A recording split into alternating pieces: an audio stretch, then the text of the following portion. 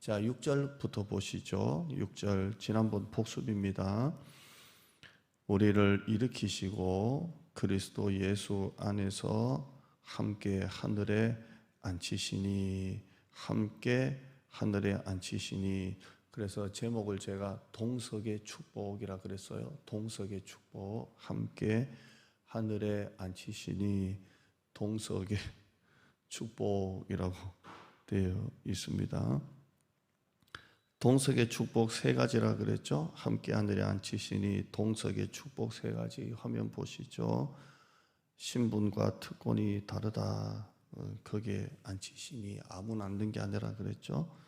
두 번째는 앉았다 이 말은 승리했다는 겁니다. 그래서 믿음으로 다 이기고 승리했다입니다. 세상에서 가장 중요한 것은 믿음입니다. 믿음. 시련은 믿음으로 이길 수가 있습니다. 믿음입니다. 믿음이 없으면 안 넘어져도 될 거 넘어지고, 믿음이 있으면 넘어져도 될 거 이렇게 이기는 것입니다. 할렐루야. 세 번째는 이 사건이 함께 하늘에 앉히시니, 동석이 나중에 죽어서 앉는다가 아니라 이미 완료입니다. 완료. 이미 우리가 하나님과 함께 앉아 있다는 겁니다. 지금의 사건이라는 겁니다. 그때 설교했던 것, 동석의 축복, 함께 하늘에 앉히시니 세 가지 했었고요. 적용했습니다. 세 가지였습니다. 첫째, 당당하게 자존감을 가지고 살아가자였고요. 두 번째, 현재 어떤 모든 시련과 어려움이나 슬픔도 희망을 가지고 이겨내자. 믿음의 희망이죠. 이겨내자. 세 번째, 하늘을 보고 살자. 우리는 이미 하늘에 앉아 있잖아요. 그래서 땅을 보지 말고 하늘에 소망을 두고 살자. 이렇게 지난 시간 여러분에게 설교를 했습니다. 다 기억나실 거라고 생각하고요. 7절 이제 보시죠. 7절 읽어봐요. 시작. 이는 그리스도 예수 안에서 우리에게 자비하심으로써 그 은혜에 지극히 오는 여러 세대에 나타내려 하심이라 라고 되어 있습니다. 그 하나님의 은혜의 지극히 풍성함을 오는 여러 세대에 나타내려 하심이라. 하나님이 우리를 구원하신 목적이 뭡니까? 우리의 구원으로 끝나는 게 아니라 우리를 통해서 하나님의 구원이 세상에 알려지기를 원하신 겁니다. 하나님이 우리를 통해 원하신 것은 하나님의 사랑과 구원이 우리를 통해서 알려지고 우리를 통해서 나타내지는 것입니다. 그러므로 우리는 하나님의 사랑을, 하나님이 베푸신 구원을 만나는 사람마다 전해야 됩니다. 만나는 사람마다 자꾸 이야기해야 됩니다. 하나님의 구원을 세상 사람들에게, 아는 사람들에게 계속 이야기합니다. 왜냐하면 우리를 통해서 하나님의 구원이 나타나기를 원하시기 때문에 여러분이 입으로 자꾸 증거해야 됩니다. 입으로 증거해야 됩니다.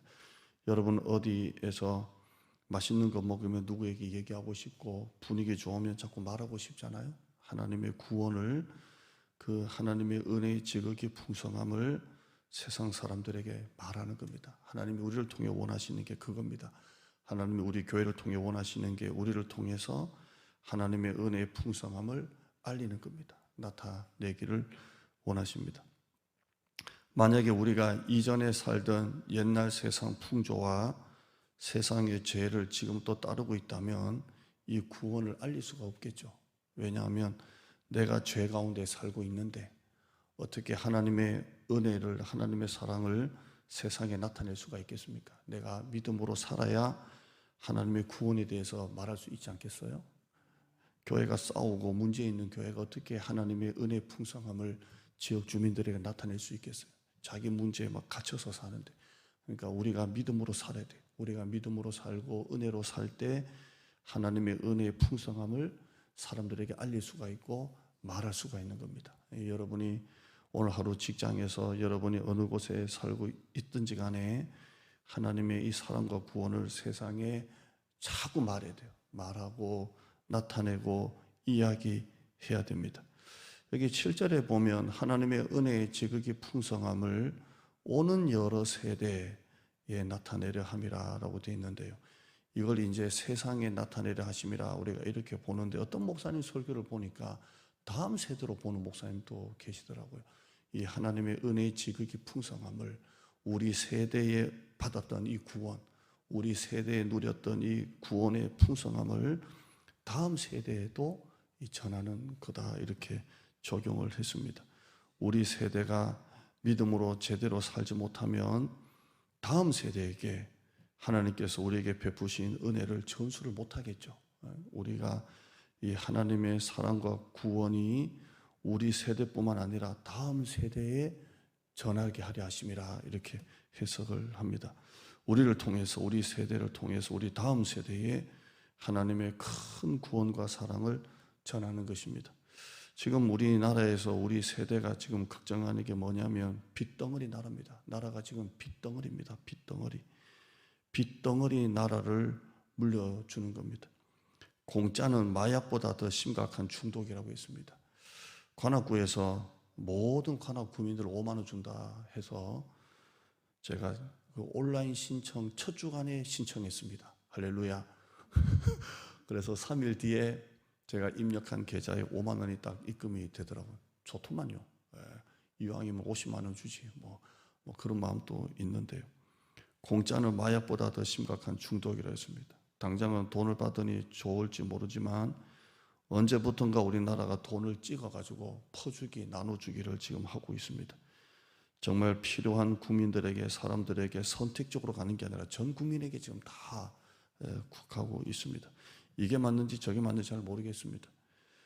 어마어마한 국채가 지금 발행되고 있습니다. 돈을 찍고 있는 겁니다. 정치인들끼리 지금 막 싸우고 난리죠. 근데 여야가 이 퍼주는 데 대해서는 마음이 똑같아요. 왜냐하면 표니까. 그래서 퍼주는 데 있어서는 마음이 하나가 되고 있습니다. 지금 미국이 그렇게 코로나로 막 퍼주다가 심각한 인플레이션을 지금 맞고 있습니다. 미국 대통령이 인플레이션하고 전쟁이라 할 정도로 지금 미국이 지금 그렇게 인플레이션과 전쟁을 하고 있는데, 우리도 곧 지금 그렇게 될 거라고 봅니다. 또 지금 우크라이나 이 전쟁에서 지금 뭐 생필품 있잖아요. 한 3개월 있으면 이제 딱 터진다 하더라고요. 지금 우리 이제 확 지금 올 거라고 봅니다. 지금 당장 나라에서 돈 주니까 우리는 좋아하지만 이 빚은 다음 세대에 가는 겁니다. 이 빚덩어리 나라를 우리 자녀들에게 물려주는 것입니다.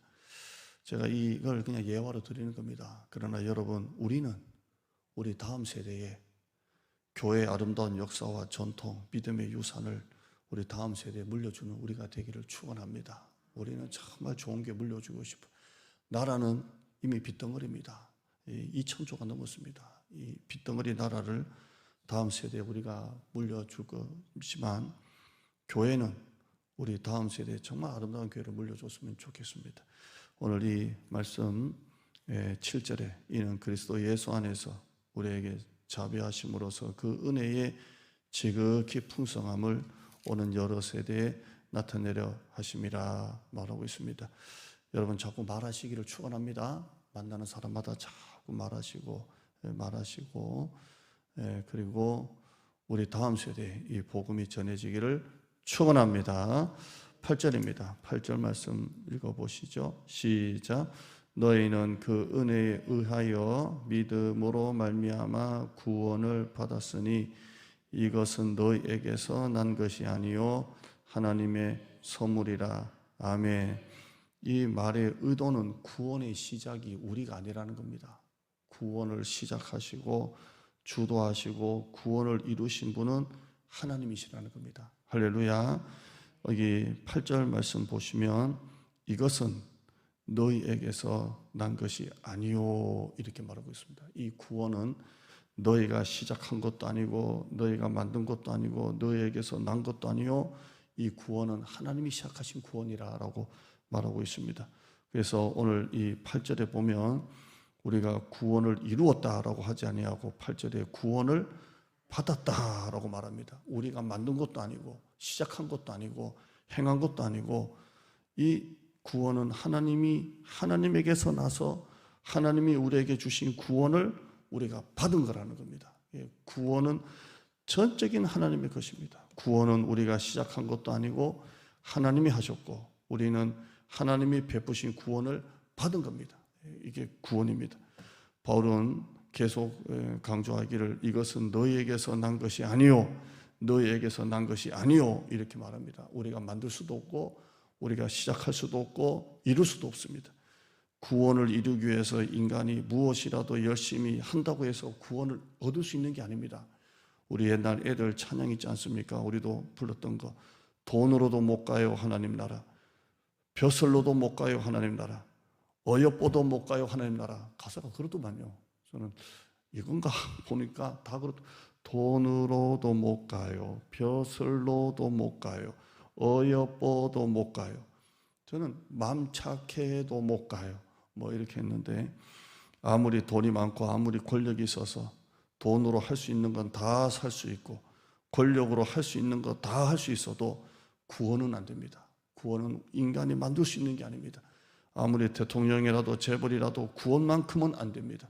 한번 죽는 것은 사람에게 정해진 거지만 그 후에는 심판이 있습니다.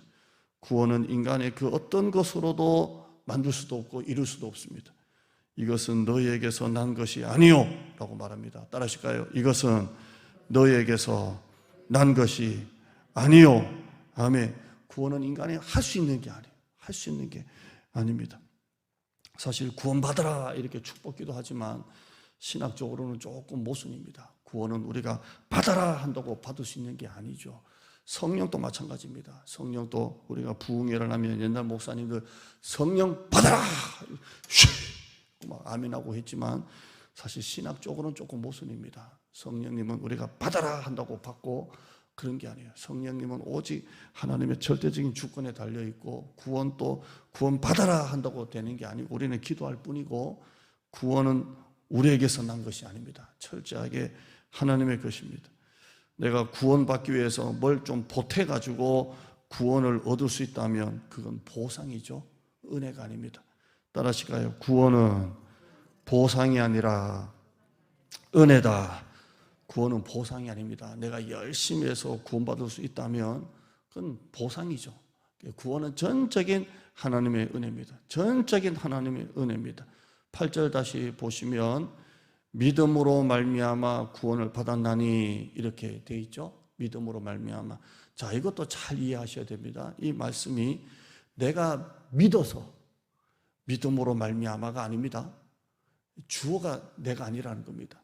내가 믿어서 내가 이 믿음이 있어가지고 믿음으로 말미암아 내가 주어가 되고 내가 능동태가 돼가지고 내가 믿어서 믿음으로 말미암아 된 게 아니라는 겁니다. 그러니까 이 믿음도 내 믿음이 아니라 하나님이 주신 믿음으로 말미암아 믿었다는 것입니다. 우리말 표현이 너무 좋아요. 이게 뭐냐면 내가 믿음이 있어서 믿음으로 말미암아 아니라 하나님이 믿음을 주셔서 믿겨져서 믿음으로 말미암아 이 말입니다. 그러니까 이 믿음조차도 내가 주어가 아니라 하나님이 주신 거라는 겁니다. 아멘. 그러니까 구원은 믿음으로 말미암아니까 내 믿음이 좀 보태져 가지고 믿음으로 말미암아가 아니라는 겁니다. 이 믿음조차도 누가 주셨다고요? 하나님이 주셔가지고 내가 믿어서 믿음으로 말미암아가 아니라 하나님이 믿음을 주셔서 믿겨져서 믿음으로 말미암아 됐다는 겁니다. 아멘. 여러분 예수님을 안 믿다가 예수님을 믿게 된 여러분, 또 여러분 주위에 예수님을 안 믿다가 믿게 된 여러분, 이 믿음은 누가 주신 거예요? 하나님이 그분에게 주신 거예요. 내가 아무리 믿으려고 막 몸부림을 친다고 해서 믿겨지는 게 아니에요. 그러잖아요. 이건 하나님이 믿음을 우리에게 선물로 주시기 때문에 믿겨지는 것입니다. 여러분이 지금 예수님이 믿겨지고 성경에 아무런 갈등 없이 창세기부터 말라기 요한계시록까지 어떤 말씀도 어떤 기적도 예수님이 뭐 죽은 자를 살렸더라, 뭐 기적이란 오병이의 기적, 뭐 이런 모든 것들이 다 믿겨진다면 이거는 내 믿음이 아니라 누가 주신 믿음이라고요? 하나님이 주신 믿음으로 이게 믿겨져 가지고 믿게 된 거라는 겁니다. 이 주어는 결국 내가 아니라 하나님이시라는 겁니다. 믿음은 능동태가 아니라 수동태입니다. 하나님을 믿게 된 믿음조차도 하나님이 믿게 해 주신 믿음이라는 겁니다. 아멘.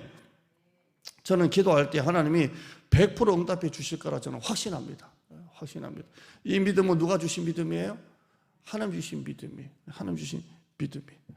구원에는 내 행위나 내 의나 내 공로가 0.001%도 없습니다. 하나도 내가 보탠 게 아니라 100% 하나님이 주신 겁니다. 그래서 성경은 뭐라고 말합니까? 8절 말씀에 이것은 너희에게서 난 것이 아니요, 그 다음에요, 하나님의 선물이라. 전적으로 내가 뭘 해서 보상으로 받은 게 아니라, 보상은 선물이 아니죠. 전적인 은혜이기 때문에 그걸 뭐라고 표현합니까? 선물이라는 겁니다. 선물이라고 말하고 있습니다. 내가 뭘 해서 보상으로 얻으면 선물이 아니죠. 은혜이기 때문에 이게 선물이 되는 것입니다. 모든 구원, 은혜, 믿음은 다 누가 주신 거예요? 하나님이 주신 것을 우리는 받은 것뿐이에요. 감사하시기를 축원합니다. 이 교리가 정말 중요한 게, 우리는 합동측이고 칼빈주의이기 때문에 이 교리가 우리한테 딱 맞는 거예요. 다른 교단은 인간의 행위나 공로가 어느 정도는 들어가죠. 들어갑니다. 들어가서 열심히 또 들어가지만, 우리는 구원을 얻기 위해서 우리가 조금이라도 보태서 받은 게 아니고, 그러니까 교회도 내가 나오고 싶어서 나온 게 아니라 하나님이 교회에 나오게 주셔서 나온 것이고, 믿음도 내가 믿어서 믿게 된 것이 아니라 하나님이 믿겨지게 해 주셔서 믿게 된 것이고, 모든 것이 다 하나님의 선물이라는 것입니다. 할렐루야. 저는 고등학교 때 방언을 그렇게 사모했습니다. 진짜 방언 받고 싶더라고요. 방언 받고 싶어서 방언 기도하는데, 어느 정도 받고 싶냐면, 고등학생이 그 학교 버스를 타고 가는데, 옛날에는 버스가 얼마나 복잡했습니까? 한 대 놓치고 두 대 놓치고 그렇게 해가지고 막 낑겨가지고 막 악지로 막 낑겨서 탈 때가 많잖아요. 그래서 손잡이를 안 잡아도 막 이렇게 부딪혀가지고 가방을 막 위로 올리고 막 이렇게 학교를 다닐 때 있었지 않습니까? 여러분, 시골에 살아서 잘 모르시군요. 도시를 그래서 막 그렇게 힘들게 다녔는데, 그때조차도 하나님 앞에 방언 주세요 기도했어요. 하나님, 나 방언 주세요. 방언 받고 싶어. 방언. 근데 얼마나 이게 간절했냐면, 학교 버스 타고 가는데 방언 달라는 기도하는데 눈물이 막 나고, 이게 막 가슴이 막 올라오고, 방언 주세요. 방언 주세요. 근데 방언이 언제 터졌느냐? 한참 뒤에. 이게 전도사 하면서 하나님이, 그것도 전도사 끌 무렵에 강도사 받기 곧 그 한 해 전에 하나님이 방언을 주셨어요. 그러니까 몇 년 기도하게 하시는 거예요. 거의 10년을 하나님이, 12년, 3년입니까? 방언 기도를 하게 하셨는데, 어느 날 방언이 열리더라고요.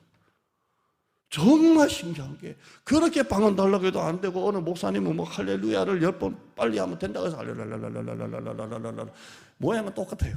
희한하게 할렐루야랄랄랄랄랄랄랄 똑같아요. 그런데 이것도 아니고 저것도 아니고 그랬는데, 하나님이 어느 날 기도하는데 내 입에서 방언이 나오더라고요.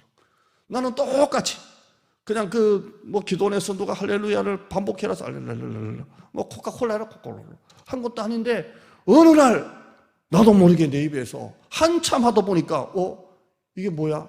하니까 방언을 하고 있는 거야. 이건 누가 주신 거예요? 하나님 주신 거예요. 나는 사모할 뿐이지 인간이 만들어내는 것은 단 하나도 없다는 것을 제가 말씀드리는 거예요. 구원도 믿음도 신앙도 하나님이 주신 것을 우리가 받은 것입니다. 그래서 이것은 너희에게서 난 것이 아니요. 우리가 해드리는 뭡니까? 사모하는 거예요. 그냥 하나님께서 언제 주실지, 어떻게 주실지 사모하는 것 뿐이지, 그걸 내가 인위적으로 조작해서 만들어서 할 수 있는 게 아니라는 것입니다. 할렐루야. 그래서 이게 선물입니다. 선물. 다시 한번 8절 한번 읽어 보시죠. 8절입니다. 시작.